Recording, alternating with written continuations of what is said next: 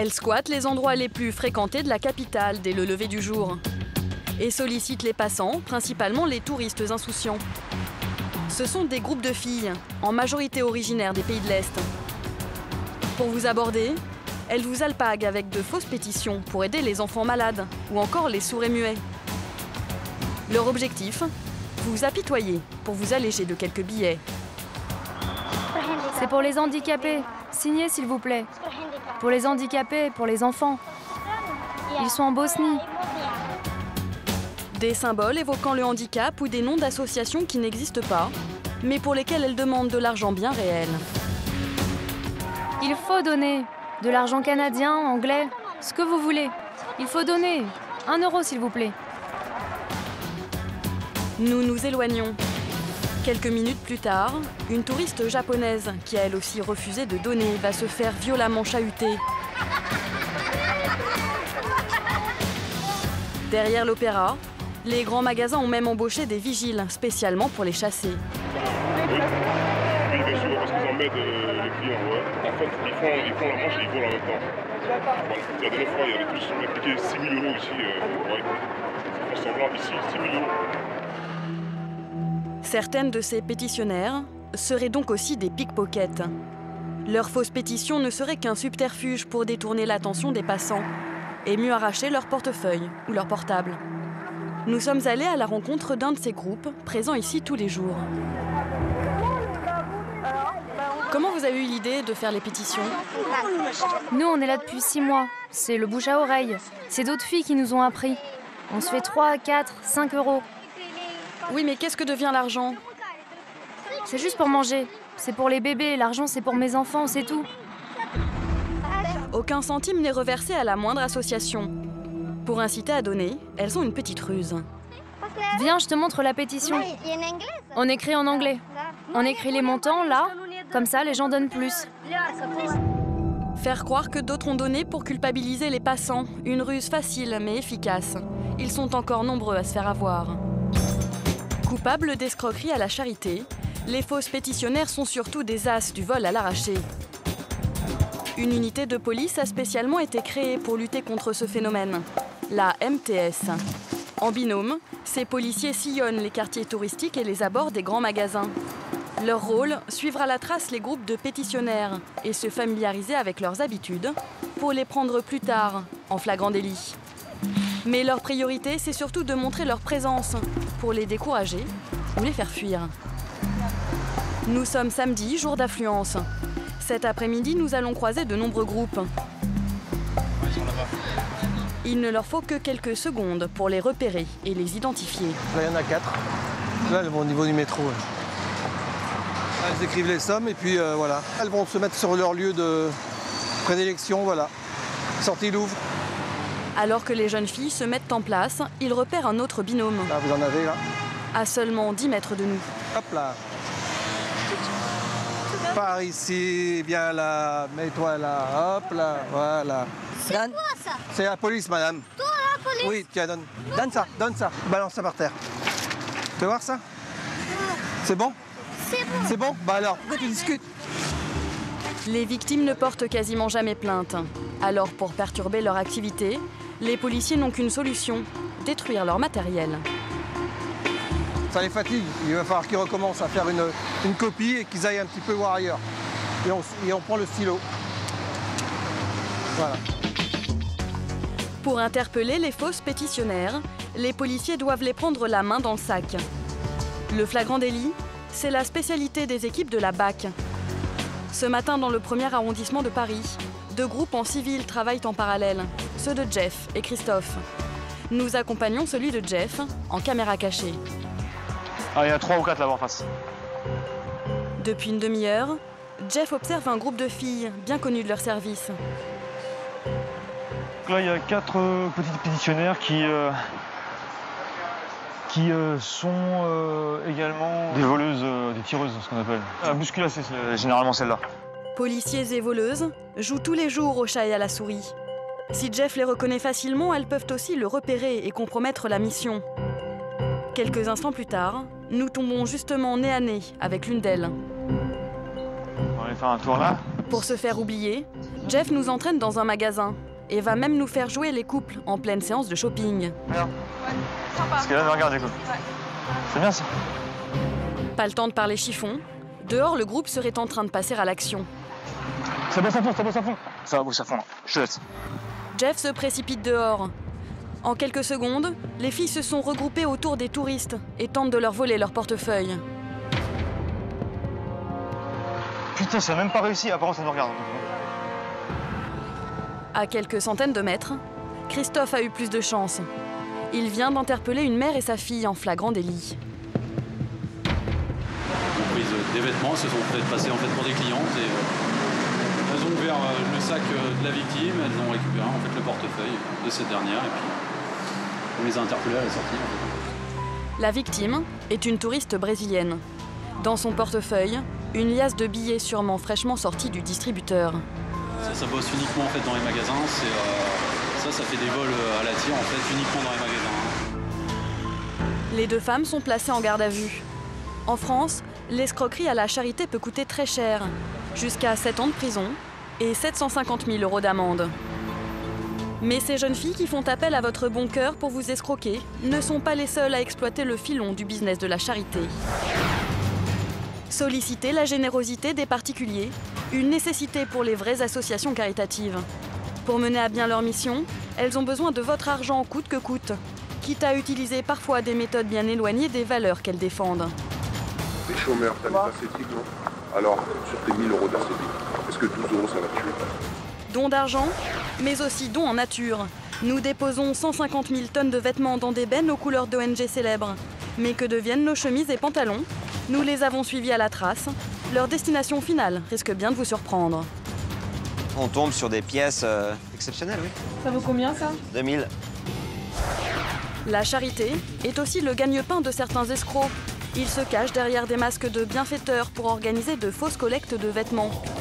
Eux aussi récoltent des dons, mais ils sont les seuls à en profiter. Moi, ça m'est arrivé que j'ai vendu pour 500 € la tonne. Quelles sont les nouvelles filières de l'humanitaire dont vous devez vous méfier? Révélation sur le business de la charité.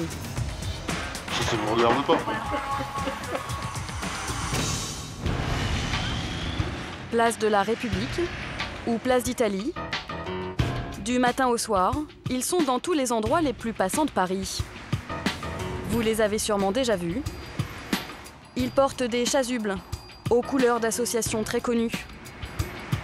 Ils vous abordent dans la rue de manière très sympathique.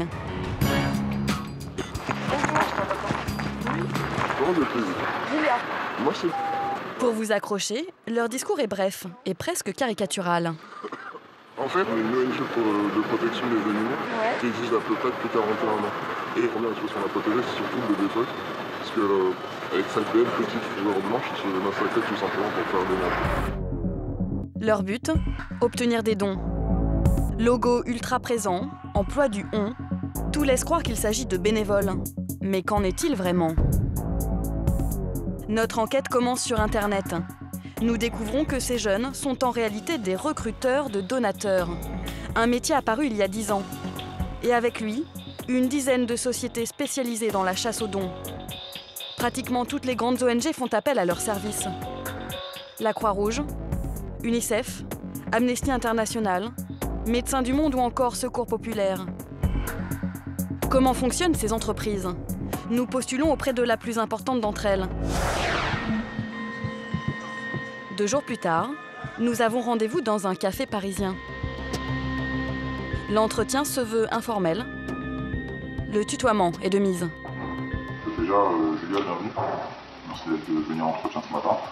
Bon, explique-moi un peu ton parcours, ce que tu as fait comme études, ce que je suis très curieux en fait. Pour mettre toutes les chances de notre côté, nous jouons sur la fibre humanitaire qui nous semble correspondre aux attentes d'une telle société.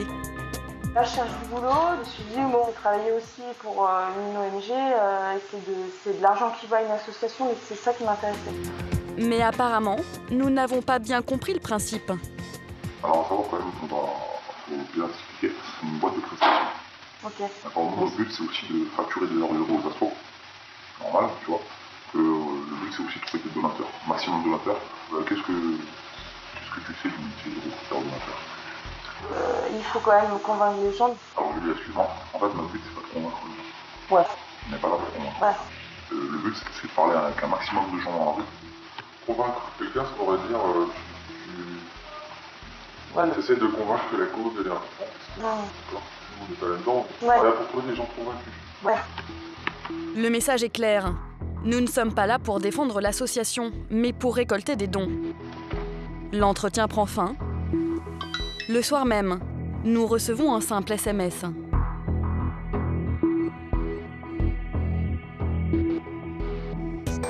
Notre discours engagé n'a pas convaincu. Ces entreprises cherchent apparemment des profils plus commerciaux. Nous corrigeons notre CV et postulons dans une société concurrente. Encore une fois, l'entretien a lieu dans un café. Les candidats sont reçus à la chaîne. Notre tour arrive, le discours va être encore plus direct.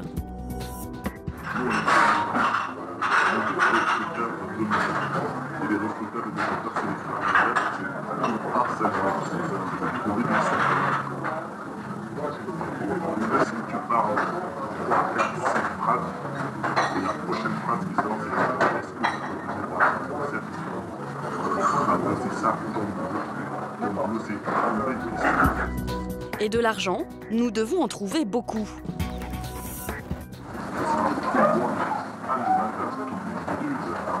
Qu'est-ce qui se passe si jamais il y a une journée où on n'a vraiment pas de bol Des objectifs chiffrés, une pression permanente de nos employeurs. Nous sommes très loin de l'image du monde caritatif. Quelques minutes plus tard, 2 autres membres de l'entreprise vont nous faire passer un test pratique. Une manière de s'assurer de notre bonne volonté.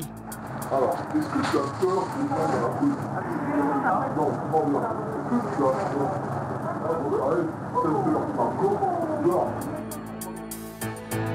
Nous sommes poussés dans la rue avec une chasuble de l'ONG, sans aucune consigne.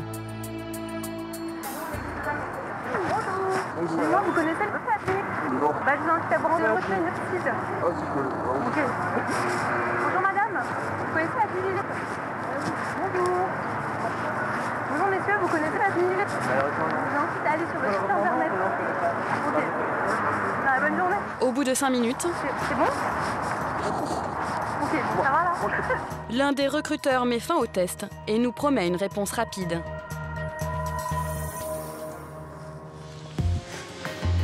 Ces pratiques, Sylvie Brunel les connaît bien. Après 15 ans dans l'humanitaire à des postes de direction, elle a un jour tout quitté. Depuis, elle dénonce le business qui entoure les grosses ONG et leur manque de transparence. Il y a quand même un mensonge. Le mensonge, c'est que le donateur pense qu'il a affaire aux membres d'une ONG alors que c'est un job d'étudiant payé, mené par une entreprise dont c'est le job. Donc il y a des intermédiaires, l'intermédiaire des salaires aux étudiants, l'intermédiaire des salaires à cette entreprise. Et on a le sentiment que ce professionnalisme s'est accompagné d'une certaine déshumanisation. C'est-à-dire que la collecte de fonds, le marketing sont devenus presque plus importants que les missions sur le terrain. Et ça, je ne suis pas sûre que le donateur soit bien conscient de ce cas de figure quand il donne à une ONG. D'autant que ces campagnes coûtent très cher aux associations. Elles sont facturées en moyenne 80 000 €. Et c'est le donateur qui paye. Pendant environ 10 mois, l'argent qu'il verse sert exclusivement à rembourser la campagne. Ce n'est qu'après cette période qu'il finance enfin les missions de terrain. Une dérive marchande à laquelle nous allons être très vite confrontés. Cette fois, nous avons été embauchés par l'entreprise de recruteurs de donateurs. Nous avons rendez-vous pour une formation au centre de Paris. Tous les candidats ont entre 20 et 30 ans. Bonjour. Vous attendez pour... Voilà, c'est ça. Notre première mission doit durer 6 semaines. Notre salaire, 10 € de l'heure, un peu plus que le SMIC. La formation a lieu dans les locaux de l'association, en présence d'un de ses membres. Après une brève présentation, c'est le formateur de l'entreprise qui va prendre la parole et entrer dans le vif du sujet. Je veux que vous mettez dans la tête que c'est un boulot. On donne votre chance, on doit saisir. Comme je disais tout à l'heure, vous êtes en période d'essai. Ok, moi je suis déjà motivé à faire des gens pour les darons. Pour garder notre travail, nous avons intérêt à être efficaces très vite. Et pour cela, l'entreprise a mis au point une stratégie à laquelle elle a même donné un nom. Le principe, c'est quoi? C'est que tout seul, on arrête les gens dans l'investissement, les gens de l'argent, tous les mois, le plus longtemps possible, par prélèvement automatique. Retenez bien la phrase que je dis. Chez nous, celle-là, ça s'appelle la bombe. Donc, commencez à la prendre par terre. La bombe, la phrase clé de la formation. Pour être sûr que nous la retenions, elle va nous être martelée toute la journée. Et notre formateur va nous apprendre à bien la placer. Vous allez voir, quand vous allez regarder quelqu'un dans les yeux et lui dire, c'est une forme de ton choix, tous les mois, le longtemps possible, seulement toi, qu'est-ce que tu veux faire? Ça y est, c'est stabilisé. Et je mets l'accent sur ça pourquoi? Plus vite tu vas demander à quelqu'un s'il peut donner de l'argent à une association, plus vite tu vas savoir s'il va rester avec ça. Lui, il s'est arrêté 2 minutes pour se faire plaisir à la base à toi, mais il ne peut pas s'arrêter un quart d'heure, tu le racontes toutes les limitations. Déstabiliser la personne, ne pas trop parler de l'association, des techniques agressives pour pousser les passants à être le plus généreux possible. Finalement, c'est un minimum. Le minimum, c'est le maximum que tu peux donner. Voilà, qu'est-ce que je réponds, moi? C'est le minimum. Il sort de votre bouche, vous, c'est 12. Une personne qui vous dit, je vais donner 7 euros. Tu la regardes, tu dis, je ne sais pas si c'est possible. Votre objectif par vous, c'est minimum 12 euros de don moyen. Une somme qui ne repose sur rien, car il n'existe aucun minimum légal pour un don. Ces 12 euros par mois correspondraient à un accord tacite entre l'ONG et le prestataire. Un montant à partir duquel la campagne deviendrait rentable dans un délai raisonnable. Pour obtenir ces 12 euros, le formateur a là encore une technique bien à lui. Regarde la personne, et je lui demande comme si je lui demandais son nom, son prénom. Parce que tout à l'heure, je lui fais que ça. C'est pas ton nom, ton prénom, ton adresse, ta date de naissance. Vous voyez ça? C'est tac, tac, tac, tac, tac, tac, tac. Ça, c'est la Kalachnikov. Donc, tu es là. Je la regarde dans les yeux, c'est selon ta voix, et je me mets comme si j'attendais que tu me réponds. Tu vois, normal. C'est pas je te regarde et non, je suis prêt à écrire.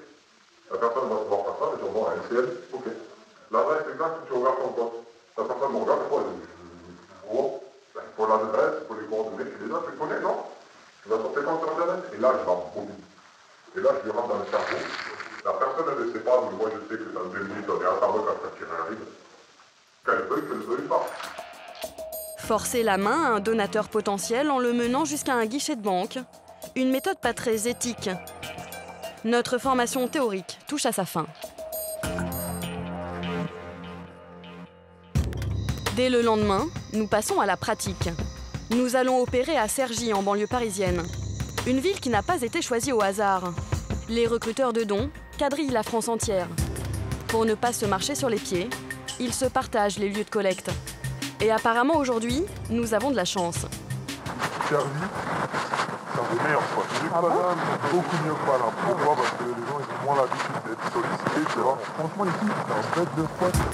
Et ce spot, nous allons littéralement l'occuper. En tout, nous sommes 10 recruteurs de dons postés à la sortie du RER. Les gars, vous mettez des kawaii? Ouais. Nous enfilons notre chasuble au nom de l'ONG. À nos côtés, un recruteur expérimenté va nous donner l'exemple.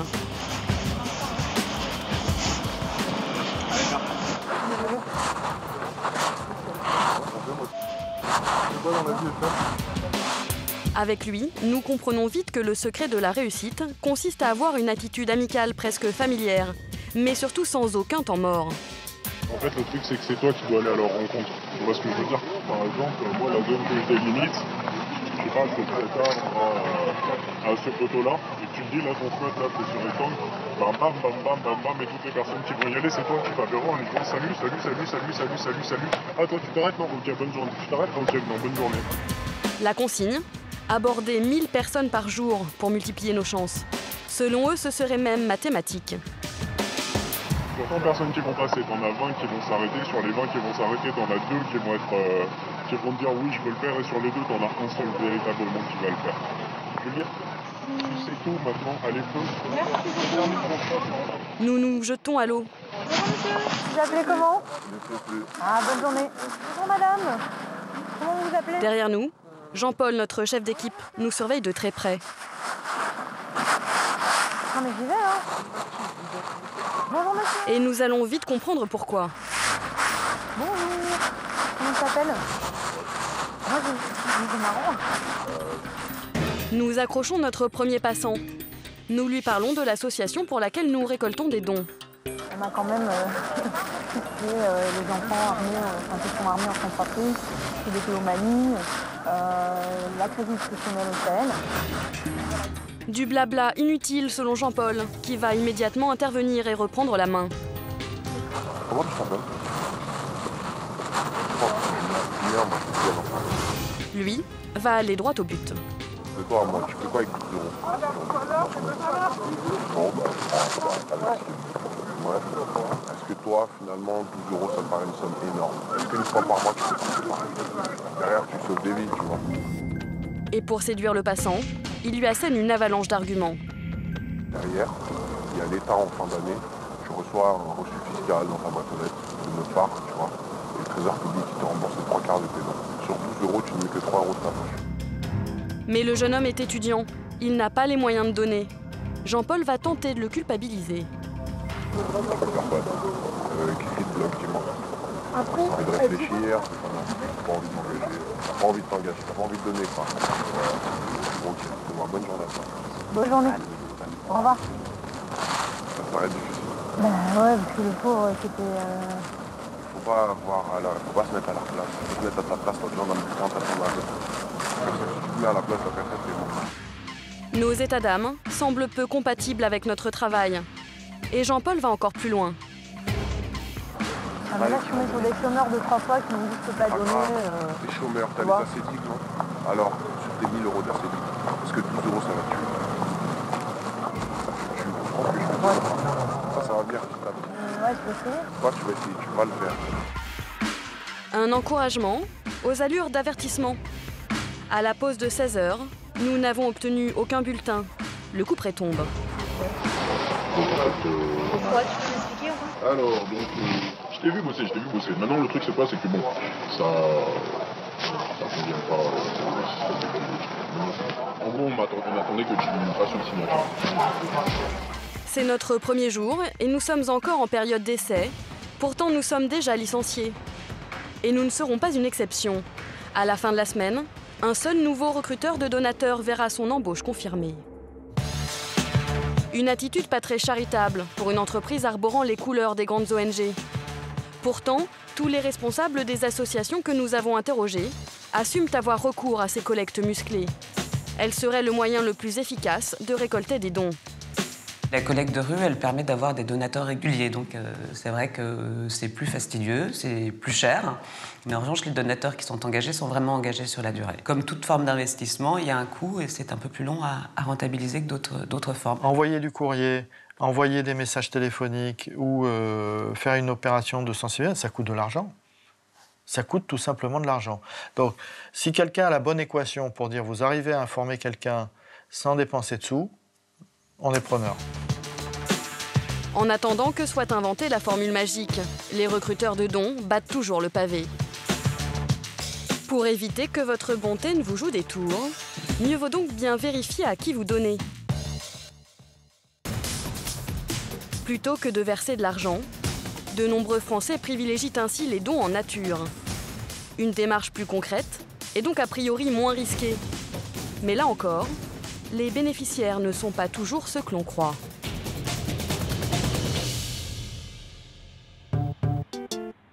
Nous sommes à Paris, chez Mona. Aujourd'hui, elle a décidé d'alléger ses placards.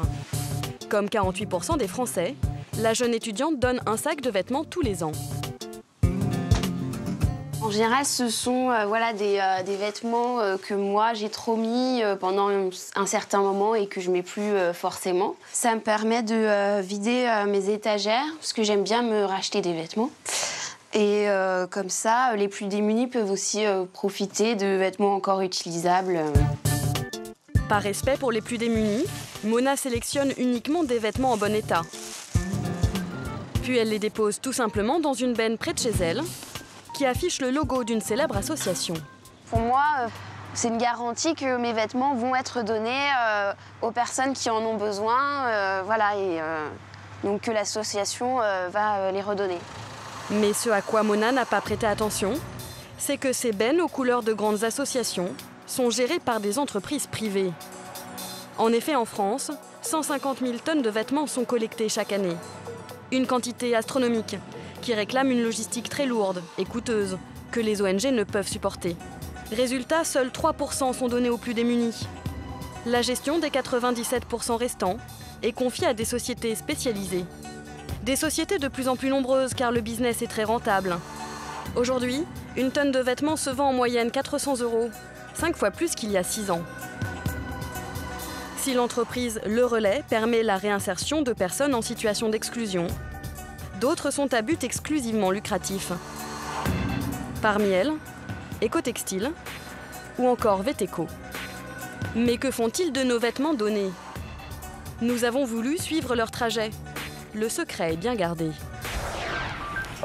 Une seule entreprise a accepté de jouer le jeu en nous ouvrant ses portes. Son siège est situé en banlieue parisienne. Alors Stéphane, pour ta liste de lundi. Donc voilà ta tournée. Stéphane et ses collègues commencent leur journée. Tous les jours, 8 camions de cette entreprise sillonnent l'Île-de-France.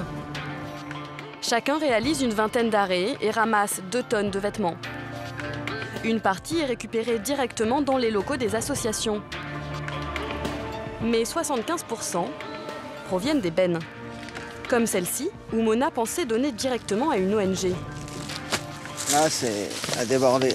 Il y a beaucoup, parce que comme il y a le week-end, c'est là que les gens y mettent beaucoup. Là, avec là-bas, ça fait à peu près, allez, 4 sacs, là. 4 sacs pleins. Les tournées terminées, les sacs sont stockés au dépôt de l'entreprise. Au total, plus de 500 tonnes de vêtements chaque mois. Mais que deviennent-ils ensuite?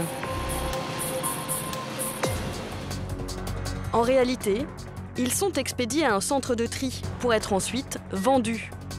Un tiers à des centres de recyclage, les 2 tiers restants à des grossistes du monde entier, y compris français. 11 000 tonnes atterrissent ainsi dans des friperies que vous fréquentez peut-être. Nous poursuivons notre enquête et contactons plusieurs fripiers. Aucun n'accepte de nous recevoir. Pour pénétrer dans l'entrepôt de l'un des plus gros d'entre eux, nous endossons alors le rôle d'acheteur potentiel. Là ? Nous sommes accueillis par un des employés pour faire le tour du propriétaire. Suivez-moi, on va voir comment ça fonctionne. Ah super, super. Nous découvrons un entrepôt de 20 000 mètres carrés très organisé. Dans un dédale de couloirs, des étagères débordent de sacs achetés à différents centres de tri. Vous comptez, Laurence, 20 tonnes par semaine, ça fait 80 tonnes. Alors le mois, c'est du métal, je sais pas, ça... Dis-moi, c'est 100 tonnes. Ici sont stockés 800 tonnes de vêtements, tous issus de nos placards. Mais pas n'importe lesquels. Le fripier n'achète que la crème d'entre eux. Il y a tout, il y a du jean 501, on fait aussi des t-shirts à Abercrombie, il y a des petites balles de Ralph Lauren en chemise. Il y a un petit peu de tout. Les couches, c'est comme ça. Et là, c'est pour trouver, c'est nickel. Ouais, c'est nickel. Mais ça, du coup, c'est des produits neufs ou déjà portés? Non, c'est déjà porté. Déjà porté. Ces habits presque neufs sont triés par marque ou par tendance avant d'être acheminés dans des friperies branchées. Un empire qui appartient en partie à cet homme. Son business est basé sur la revente de vêtements donnés, notamment dans les bennes qui portent le nom des associations. Mais pour lui, rien d'anormal, car il va nous révéler une information étonnante sur ces fameuses bennes. Ces associations ont loué leur nom à ce qu'on appelle des collecteurs. Donc justement, c'est des gens qui possèdent les bacs. Pourquoi ils font ça? Ils font ça parce qu'en fait, si vous voulez, ils ont trop de vêtements, ils en récupèrent trop. Pour ces associations, c'est beaucoup plus intéressant de dire, ok, on vous loue notre nom, et puis vous allez par bac, vous allez vous donner 200 ou 300 € par mois ou par semaine, peu importe le loyer qu'ils ont convenu. Donc parfois, ils voient même pas la couleur du vêtement, en fait. Ah mais ils la voient même pas du tout. Sur beaucoup de vêtements, ils n'en voient pas la couleur. Ils veulent même pas en voir la couleur. Une très bonne affaire en comparaison à l'argent considérable que le business génère. Mais ici, pas question d'aborder la question de la marge. Combien vous achetez au kilo et combien vous vendez au kilo? Je vous dirai pas comment j'achète le kilo, parce que ça ne me regarde pas. Bah après, il y a tout le prix, etc. Donc ça, tout ça, j'imagine, est absorbé quelque part. Combien vous achetez? Ah, elle est pas venue pour rien. Combien moi j'achète mon produit, c'est mon problème. C'est-à-dire je peux très bien l'acheter 4 € du kilo, 10 € du kilo, 20 € du kilo. Si j'ai un marché derrière qui me permet de le vendre 2 fois, 1 fois et demi plus, et que mes frais me permettent de générer cette marge-là, il y a pas de problème. Et nous allons découvrir que ce marché de la revente existe bel et bien et qu'il est très lucratif. D'autant plus que le grossiste n'a pas d'intermédiaire. La majeure partie des vêtements qu'il achète est revendue dans ses propres magasins. Paris, nous sommes dans le quartier Montorgueil, le temple de la fripe à la mode. Allez, au travail. Pour Alexandre, c'est jour de livraison. Bonjour. Il dirige un magasin de fripes. Pour nous, ça, là? Toutes les semaines, il reçoit une sélection de vêtements envoyés directement de l'entrepôt. On en a 50 aujourd'hui, on risque d'en avoir 50 jeudi. À l'intérieur des cartons, les pièces sont déjà mises sur cintre et même étiquetées. Car pour maîtriser sa marge, le fripier fixe lui-même les prix de vente. Alexandre n'a plus qu'à les mettre en rayon. Alors, ça c'est une belle pièce. Femme, qui va se vendre très vite. Ça coûte combien du coup? 72 €. Il y a encore quelques jours, cette veste vendue 72 € a été donnée par un particulier. Tout comme ces foulards de luxe, affichés 220 €. Ces jeans tendance à 650 €. Ou encore ce manteau en fourrure à 1 300 €.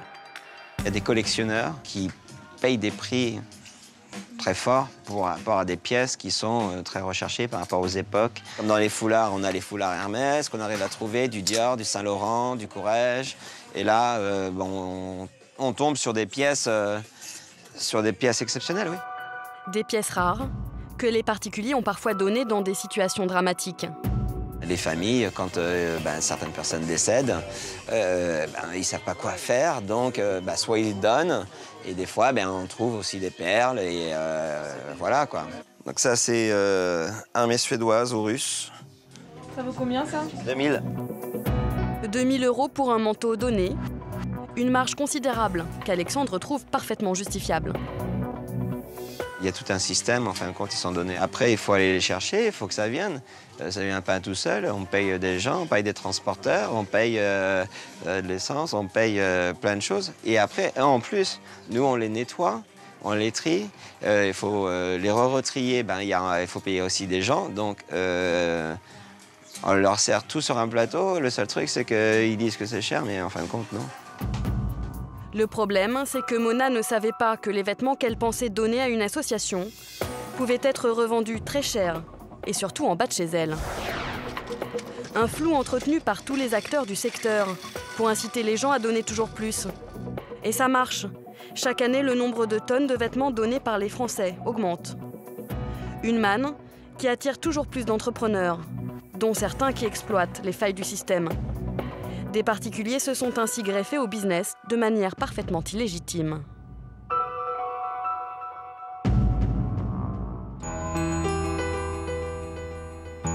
Montauban, dans le sud de la France. Il y a une semaine, Angélique et ses voisins ont reçu un tract les informant qu'une collecte de vêtements allait avoir lieu. Bien.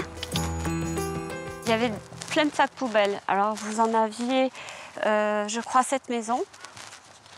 Et vous en aviez surtout à la grande maison là-bas où il y a la voiture rouge. Et là, ils avaient laissé un tapis, 2-3 sacs poubelles. Dans cette rue, ouais, il devait bien y avoir une bonne dizaine de sacs poubelles à peu près. Un élan de générosité déclenché par un tract simple mais efficace. C'est un tract sur une association, des œuvres caritatives, j'en sais pas plus. J'ai pas cherché après à savoir qui ils étaient, si c'était vrai, si c'était pas vrai. J'ai vu démunis, voilà, les plus démunis. Et ça m'a parlé. J'ai dit, ouais, c'est vrai que j'ai plein de vêtements que j'utilise pas, autant donner à des gens qui en ont besoin. Mais 2 jours plus tard, Angélique apprend dans le journal qu'il s'agissait d'une collecte sauvage, certainement organisée par un individu peu scrupuleux. Une information difficile à digérer. Ça fait appel à nos sentiments, à nos sentiments. C'est le côté humain, le cœur. Et puis, c'est écœurant que ces gens-là profitent de nous. Si, comme Angélique, ils ont été nombreux à donner, c'est parce que les personnes à l'origine de ces collectes savent y faire. Sur leur tract, les mots sont toujours bien choisis. Tout laisse penser qu'il s'agit d'associations caritatives, prêtes à tout pour venir en aide aux plus démunis.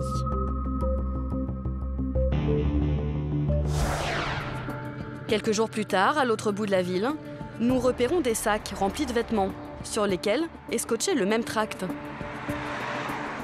Nous décidons d'attendre dans la rue. Soudain, une camionnette fait irruption. Au volant, un jeune homme seul qui charge les sacs un à un. Nous observons son manège. Il va ainsi sillonner tout le quartier. Après un quart d'heure, nous l'abordons pour l'interroger.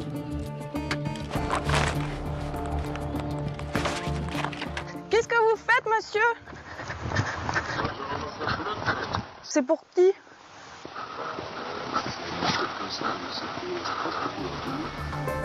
Et aujourd'hui, sa récolte semble plutôt bonne. Il y en a pas mal, hein? C'est tout le temps. Aujourd'hui, il y en a pas mal. C'est tout le temps comme ça? Non, c'est pas tout le temps.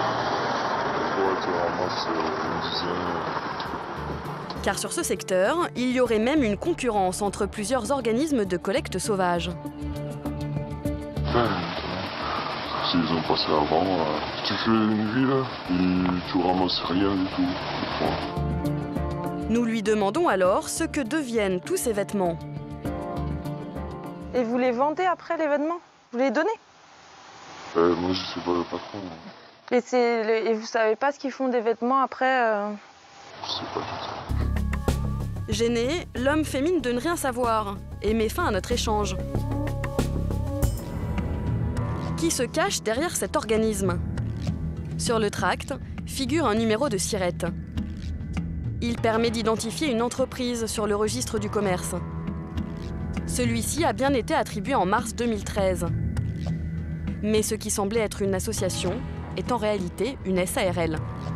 Une société à but lucratif qui fait de la vente en gros de vêtements. Son siège est situé à Strasbourg. Première surprise, l'entreprise est domiciliée dans un immeuble d'habitation.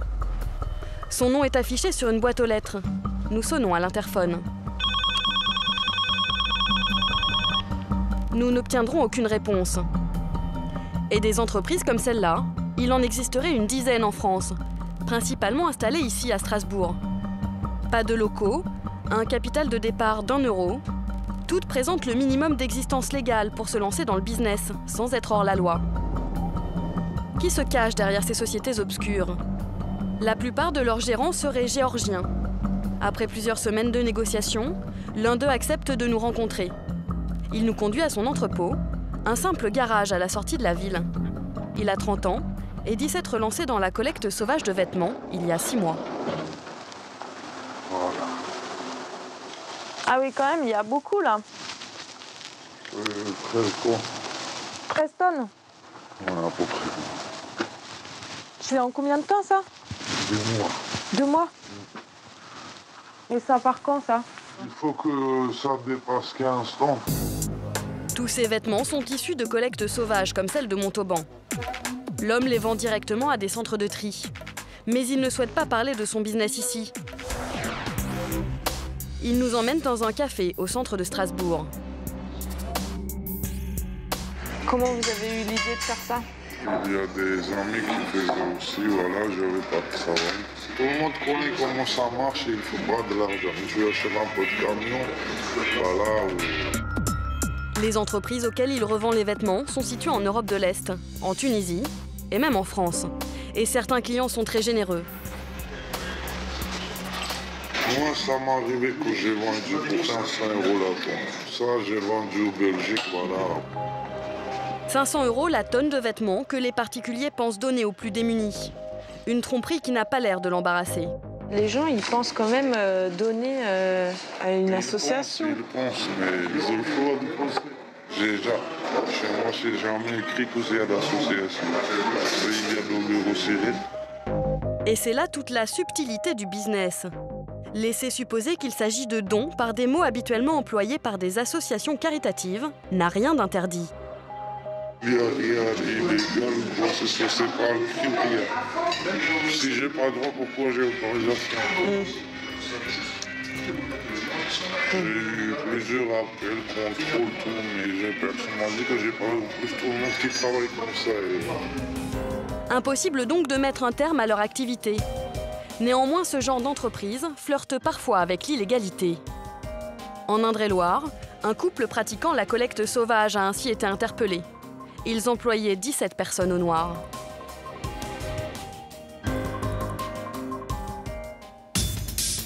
Une arnaque à la charité beaucoup plus pernicieuse connaît un succès grandissant. Et en la matière, Internet reste le fournisseur haut débit de victimes. Via des spams envoyés sur nos boîtes mail, certains escrocs se disent gravement malades et sollicitent notre aide. Une aide financière, bien sûr. Mais désormais, ils ne se contentent pas de nous écrire de longues lettres. Ils sont partout, y compris là où on ne les attend pas, comme les réseaux sociaux et les sites de rencontres. Leur technique, exploiter la sensibilité et la solitude des femmes. Ils volent leur cœur pour mieux leur voler leur argent. Christelle habite un petit appartement en banlieue parisienne. Salut. De provision. À 43 ans, elle compte encore sur son père pour remplir chaque semaine son réfrigérateur. Depuis l'arnaque, les semaines et les mois sont difficiles. Donc il m'apporte des courses. Car Christelle a récemment été ruinée par un escroc du net. Tout commence l'été dernier. Alors que ses deux filles sont absentes, cette mère célibataire s'inscrit sur un site de rencontre. Très vite, elle est séduite par un des membres. Alors sur ce site, j'ai pas passé très longtemps parce qu'après, il m'a vite dirigée sur Skype. Christelle va passer beaucoup de temps à dialoguer avec cet homme au physique très avantageux. Un Français d'origine italienne habitant La Rochelle et qui sait parler aux femmes. Il a des propos qui sont attirants, qui charment, il met en valeur et tout, donc voilà, quoi, ça fait tilt. C'est le coup de foudre. Ils échangent jour et nuit et s'envoient des centaines de textos. Jusqu'au jour où le Don Juan lui apprend qu'il est envoyé au Mali pour son travail. Là-bas, il va avoir un accident grave pour lequel il va réclamer son aide. On lui vole ses papiers et du coup, il commence à me réclamer là 1400 €. Chez moi, 1400 €, je les ai pas. Et ça commence comme ça. Donc après, il me demande juste 250 € déjà. Et là, je commence à faire le premier transfert. Plus les jours passent, plus elle multiplie les virements. Et plus l'amant virtuel devient gourmand. Désormais, il aurait heurté un enfant lors de l'accident et souhaite payer les soins. Un argument auquel Christelle est très sensible. Je pensais que c'était sincère, quoi, que c'était pour soigner un enfant, pour sauver la vie d'un enfant. J'ai rien vu, j'ai rien entendu et je pense que j'étais dans le déni total, quoi. En tout, Christelle a envoyé 7 500 € en 2 mois à l'escroc. Escroc dont elle garde aujourd'hui encore un souvenir encombrant à quelques kilomètres. Pour crédibiliser sa démarche, financièrement désintéressée, mais sans doute surtout par simple cruauté, l'homme lui a fait acheter pour ses filles ce poney, promettant qu'il lui rembourserait une fois rentré en France. Ils savent très bien parler, ils savent très bien manipuler en parlant et c'est dingue parce que la preuve en est, quoi. Je me retrouve avec un poney que... Elle est très belle, ouais. Mais bon. Incapable de priver ses filles du poney, elle doit en assumer l'entretien. Plus de 650 € par mois. Une situation absurde mais très lourde pour Christelle et ses proches. Il y a toujours cette colère et cette haine envers cet individu. Puis je m'en veux d'avoir causé beaucoup de tort, quoi, autour de moi, parce que ça fait causer quand même beaucoup de tort auprès de mes filles. Et Christelle est loin d'être un cas isolé. L'arnaque dont elle a été victime est très répandue sur le net. Derrière les photos de son bel amant se cachait en fait un escroc professionnel, tel qu'il en existe des milliers. On les appelle les brouteurs. Ils font appel à votre sensibilité et votre générosité pour s'enrichir. Souvent installés en Afrique, rien qu'en Côte d'Ivoire, ils auraient soutiré 21 millions d'euros l'année dernière. Et si l'arnaque fonctionne toujours, c'est parce qu'elle est très bien ficelée. Pour comprendre leur stratégie, nous créons un profil de célibataire sur Internet. Très vite, un brouteur nous aborde. Il serait chef d'entreprise, porte un nom très prometteur et aurait lui aussi des origines italiennes. Pourtant, en réalisant une simple recherche Google avec sa photo, nous découvrons qu'elle appartient à un comédien et top modèle. L'escroc l'utiliserait sur au moins 4 profils différents. Après seulement une semaine de conversation, l'homme nous ouvre son cœur. Nous allons même avoir droit à une déclaration d'amour express par téléphone. Je suis très ravi de t'avoir au téléphone, ça me fait vraiment plaisir parce que là, franchement, je sais pas par quel chemin tu veux trouver mon amour sincèrement, parce que là, je sais ce que je veux, là, parce que là, je suis plein de gamins, j'espère toujours avoir et trouver la bonne en même temps. Tous les couples, ce qui fait le couple, comment je t'appelle ça, c'est la confiance. Des mots doux à l'italienne, mais sans l'accent qui chante. Avant de raccrocher, nous lui faisons une demande qui va le surprendre. Tu me dis un petit mot en italien pour me dire au revoir? Tu veux que je te parle italien?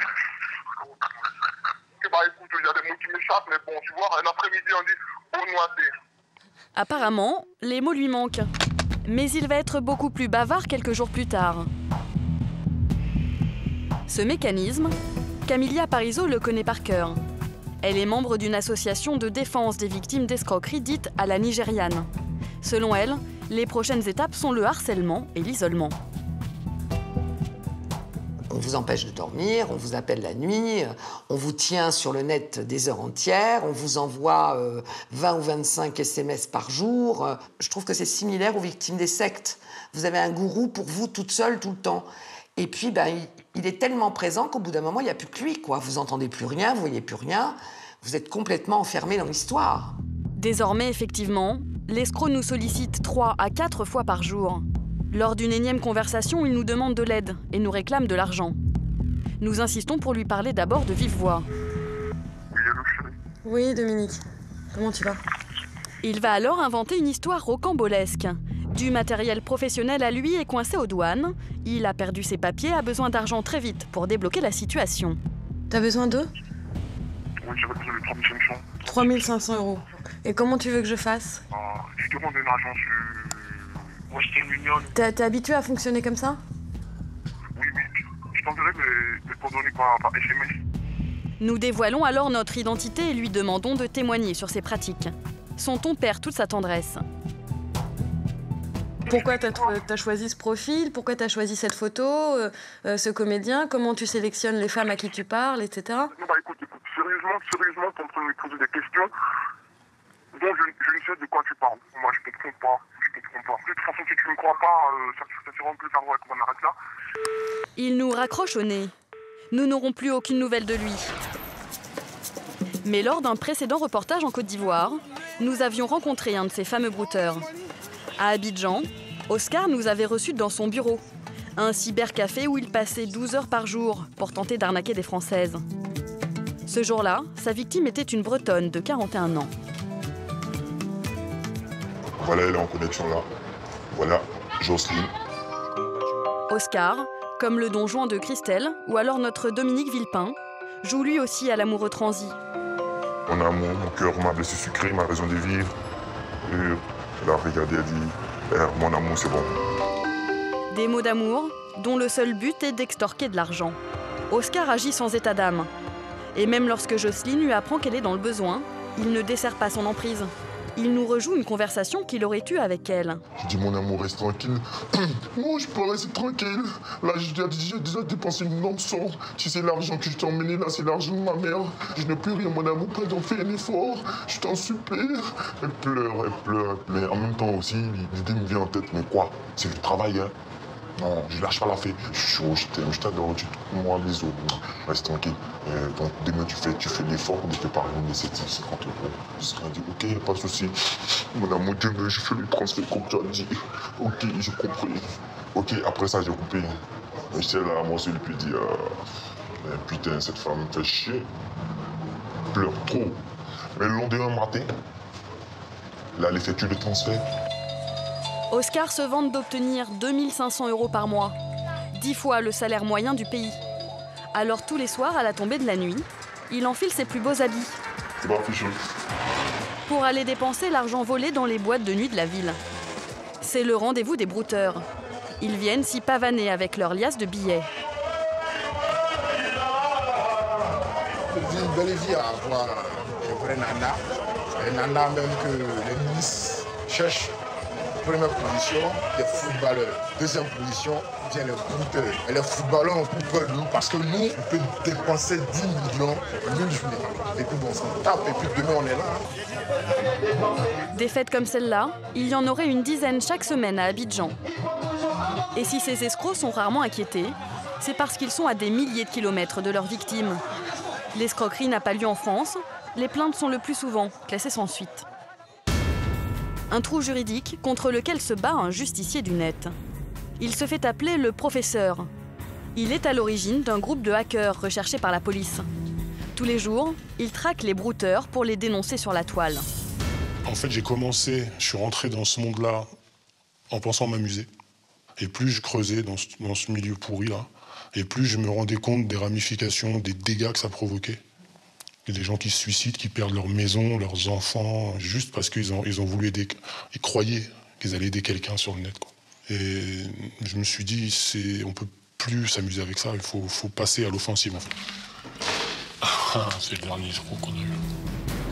Avec sa quinzaine de pirates informatiques, ils se sont progressivement radicalisés. Désormais, ils ne se contentent plus de chasser les brouteurs. Lui a neutralisé toutes ses boîtes mail, ses comptes en ligne, ses comptes sur les réseaux sociaux. On a ses diplômes scolaires, on a ses informations de connexion pour son compte en banque en ligne, des choses comme ça. Ces justiciers publient même leurs trophées sur Internet. Sur cette vidéo postée il y a quelques mois, apparaît le visage du brouteur épinglé. Son nom est inscrit en toutes lettres et affublé du mot escroc. Une humiliation publique suivie d'une plainte auprès des autorités. On arrive régulièrement maintenant à trouver leur identité, leur localisation, à avoir des informations vraiment très personnelles sur eux, quoi. Et si possible, à faire monter des dossiers pour qu'à la fin, les autorités compétentes du pays de l'escroc agissent. En 5 ans, ils auraient traqué 1500 escrocs. Mais seulement 3 d'entre eux dormiraient aujourd'hui derrière les barreaux. Et l'arnaque n'est pas prête de s'arrêter. En France, 32 millions de personnes sont présentes sur les réseaux sociaux. Autant de victimes potentielles qui ont, si ce n'est un cœur, du moins un compte à prendre.